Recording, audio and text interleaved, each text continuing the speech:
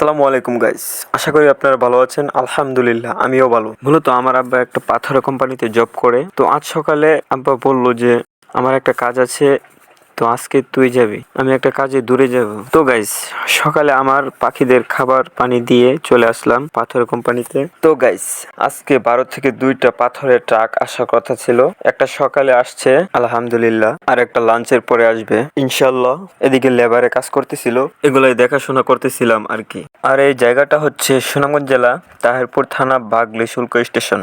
তো এই শুল্ক স্টেশন শুরু হয়েছিল সম্ভবত 19 বছর আগে। প্রথমত এই বাগলি শুল্ক স্টেশন দিয়ে কয়লা, চুনাপাথর দুইটাই আসতো। তখন দূর দূরান্তের ব্যবসায়িকরা এই জায়গায় ভিড় করত।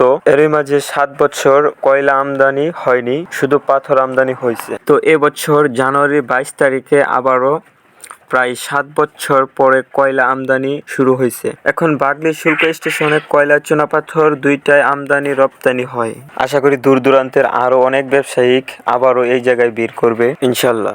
তো গাইস, লাঞ্চের পর দ্বিতীয় ট্রাকটিও এসে পড়ছে। ট্রাক রিসিভ করে ডিপোতে নিয়ে আসলাম।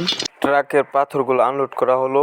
তো এক ভাই আমার ভিডিওতে কমেন্ট করছে যে আপনার ফেসটা কম দেখা যায়। মূলত আমার কোনো ক্যামেরাম্যান নেই। তো গাইস, আমি একাই ভিডিও শুট করি, সেই জন্যই আমার ফেসটা কম দেখা যায়। ট্রাক আনলোড হওয়ার পর ট্রাকটাকে বিদায় দিয়ে আমিও বাড়ি চলে যাব। আজকের ভিডিওটি এই পর্যন্তই। সবাই ভালো থাকবেন, সুস্থ থাকবেন। আসসালামু আলাইকুম রহমতুল্লাহ।